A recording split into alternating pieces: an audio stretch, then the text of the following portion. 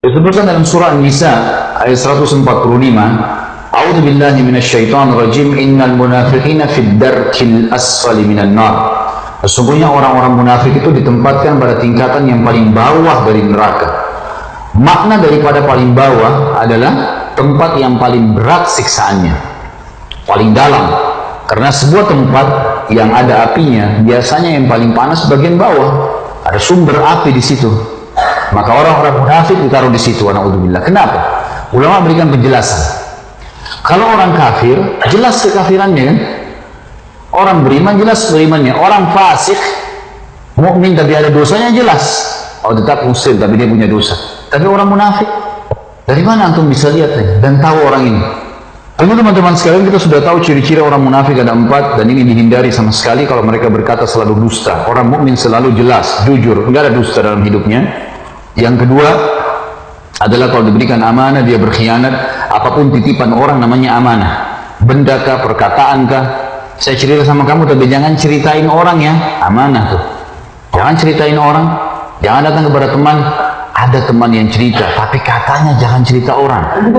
Kamu jangan cerita orang ya. Sama aja bohong. Jangan ceritain, amanah. Termasuk amanah kalau dititipkan jangan dipakai. Titipin motor, titipin mobil, nah dititip ya titip, amanah, jangan disentuh. Tidak boleh sama sekali kecuali kita izin sama pemiliknya. Amanah juga kalau orang kontrak rumah, hati-hati. Contoh-contoh amanah, kita kontrak, kita masuk dalam rumah tersebut bersih, keluar harus sama. Tidak boleh tercuil-cuil, rusak sana sini atapnya. Ini kan kontrakan, bukan tanggung jawab saya. Loh yang tinggal situ siapa? Kan kita. Dan rusaknya pada saat kita sedang tinggal, tidak usah sama pemilik rumah. Ada yang lebih parah, saya dengar di Indonesia ada yang keluar kontrakan, bawa jendelanya orang, bawa pintunya orang, bawa segala macam. Ini alhamdulillah. Sama juga amanah, sewa mobilnya orang. Jangan kena mobil sewa, kemudian polisi tidur ditabrak saja sembarangan, lubang. Tapi bukan, kenapa? Bukan mobil saya, sewa kok. Enak benar. Al-jaza min jinsil amal. Hadis Nabi SAW, balasan akan datang sesuai dengan kadar perbuatan. Hari ini kita rusak barang orang, besok kita Allah kasih mobil dirusakin juga itu. Sama ponakan kah, sama teman kah, sama sepupu kah. Kuasa Allah subhanahu wa ta'ala. Kama tadinu tudan, kata Nabi SAW, sebagaimana kau berperilaku kau akan dibalasan yang sama. Dan banyak contohnya masalah amanah, hati-hati. Yang ketiga, kalau mereka berjanji, mereka ingkar janji. Bilang, insya Allah saya datang. Ya. Dan di Indonesia perlu kita perbaikin teman-teman, selalu ada persepsi insya Allah itu seakan-akan tidak pasti. Justru kalau pasti bilang insya Allah. Insya Allah lebih hebat dari kata-kata pasti. Datang ya, insya Allah. Berarti pasti datang itu. Karena kita sudah bilang insya Allah berarti Allah kan, kalau Allah izinkan saya masih hidup saya akan datang. Jangan dibalik, jangan insya Allah berarti ya bisa saja datang, bisa enggak.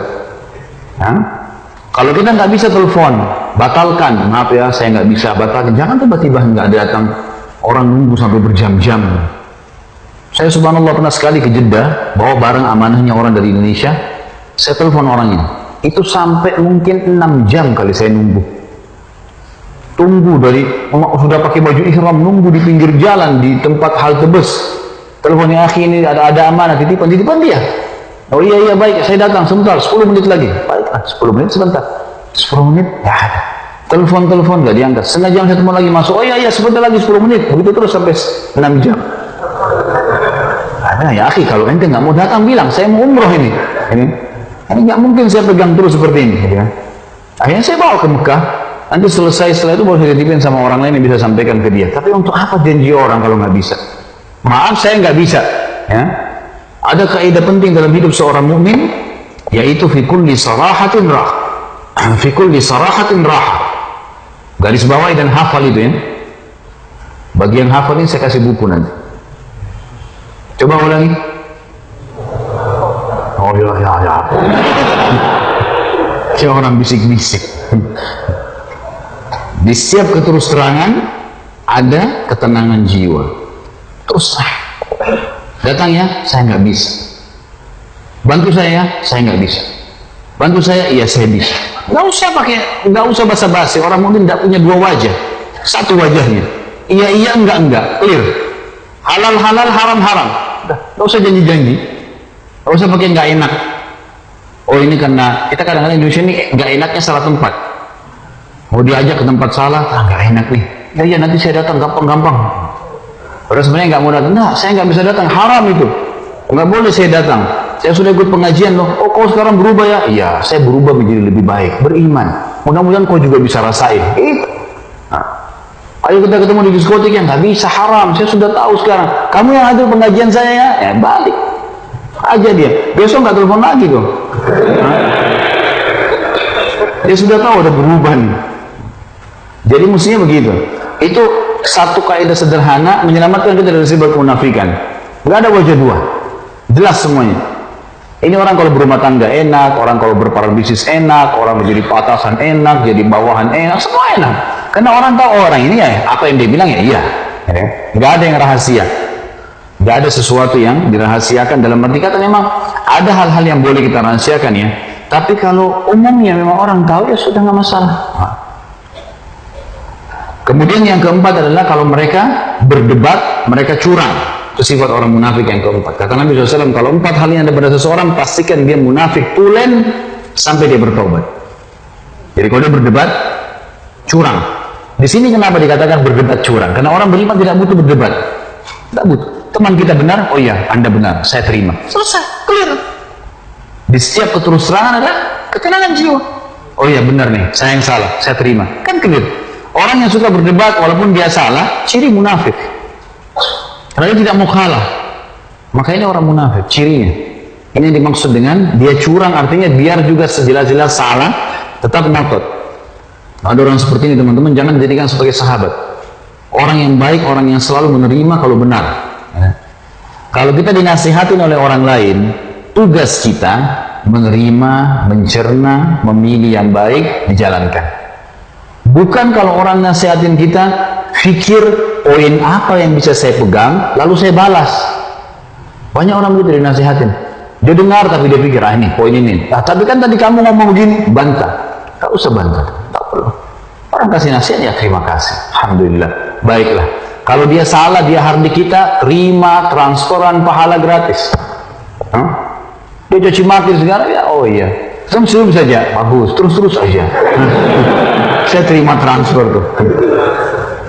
Saya pernah cerita ini, Ibnu Abbas radhiyallahu anhu pernah pakai jubah baru lalu dicaci maki oleh orang. Kamu begini, kamu begitu, kamu macam-macam. Apa yang terjadi? Ibnu Abbas diam sambil senyum. Sudah selesai orang itu caci maki, oleh Ibnu Abbas dibuka jubahnya. Ini hadiah buat kamu. Sampai malu orang itu. Tadi caci maki, dia kenapa Ibnu Abbas pakai baju baru? Cemburu gara-gara bajunya orang. Kenapa? Baju di badannya orang. Ngapain kamu yang cemburu? Badanmu kan ada juga gitu ya. Kenapa harus cemburu? Tapi gitulah.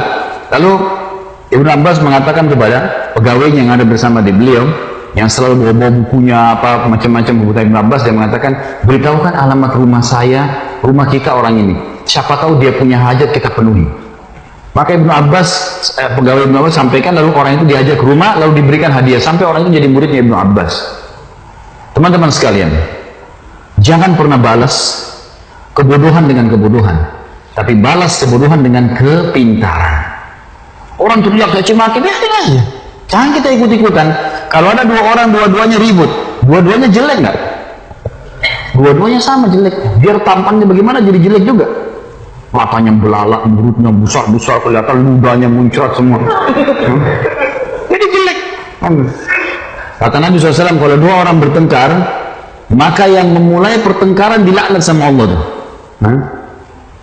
Yang diam ini dikasih pahala sampai rivalnya ini balas. Kalau kita ikut balas, maka kita juga sama dengan dia. Jangan balas kesalahan dengan kesalahan, kebodohan dengan kebodohan. Kita digibah, kita juga gibah, itu kebodohan.